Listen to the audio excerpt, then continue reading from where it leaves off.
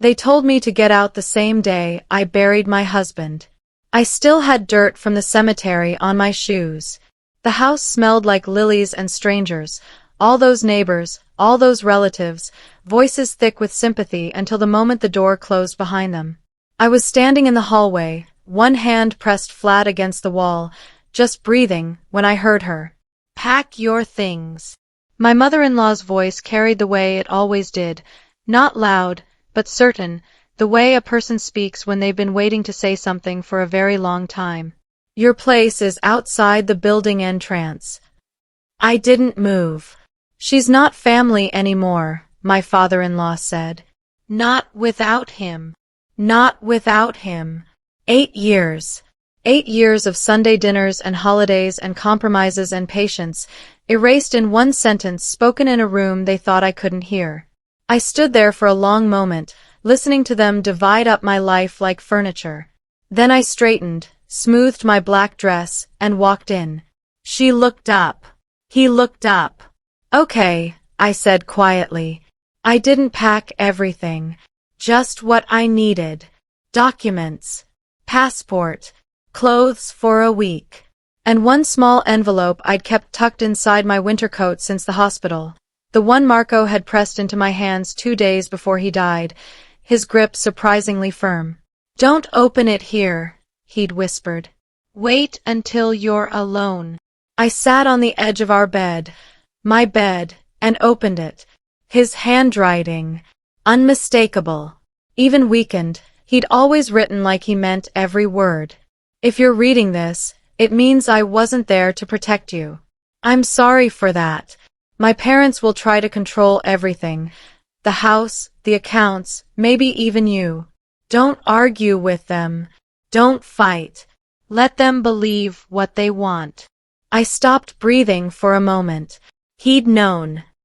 He'd seen it coming and said nothing, not to spare them, to protect me. "Everything important is already secured.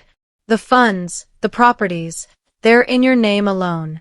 $200 million. The house in Tuscany. All of it untouchable. When the time comes, you'll know what to do." From the hallway, I heard drawers opening, footsteps confident with ownership.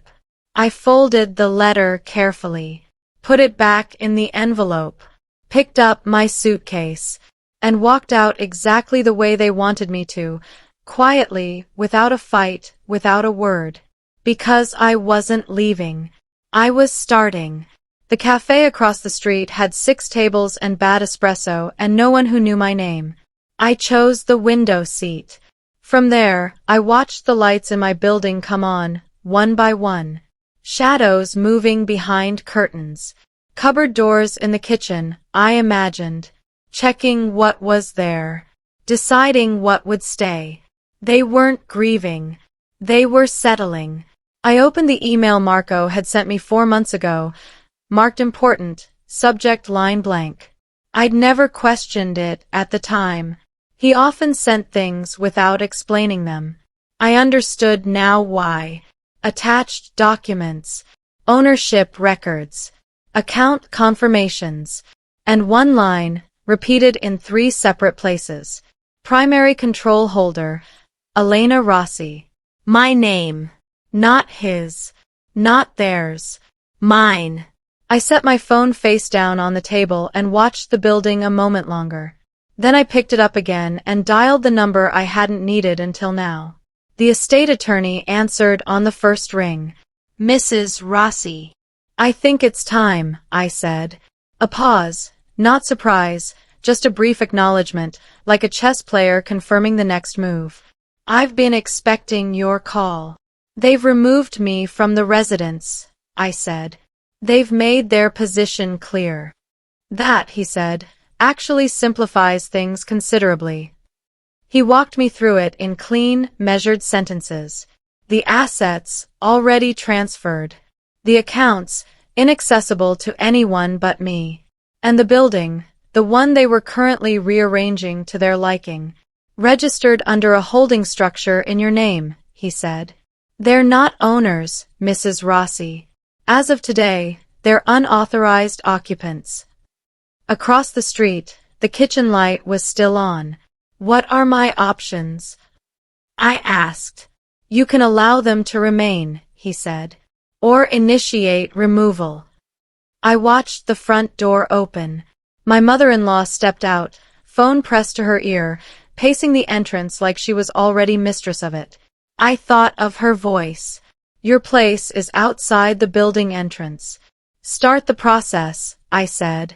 The notice arrived the next morning. Courier in a dark coat, no expression, 2 knocks exactly. I was in the same cafe, same seat. This time I had coffee in front of me. I wasn't drinking it. I watched my father-in-law open the door. He took the envelope without suspicion, the practiced calm of a man accustomed to being in control. He opened it.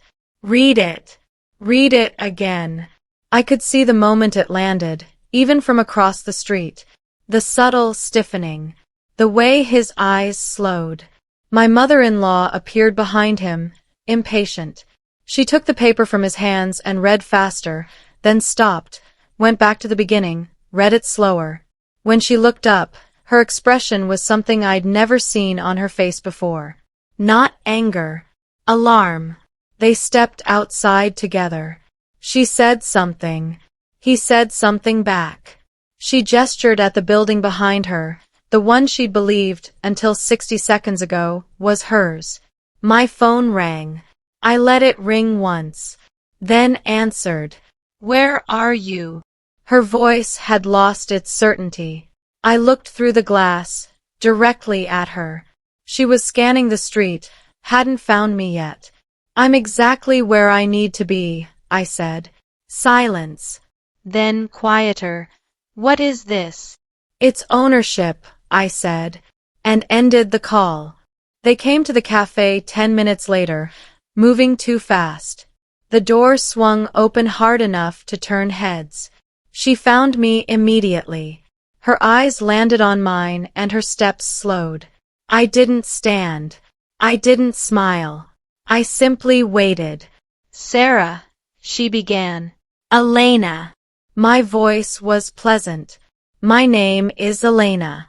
You've always known that. She pulled out the chair across from me without asking and sat. Behind her, my father-in-law remained standing, still holding the notice, as though rereading it would change it. There's been a mistake, she said. Steady, reasonable.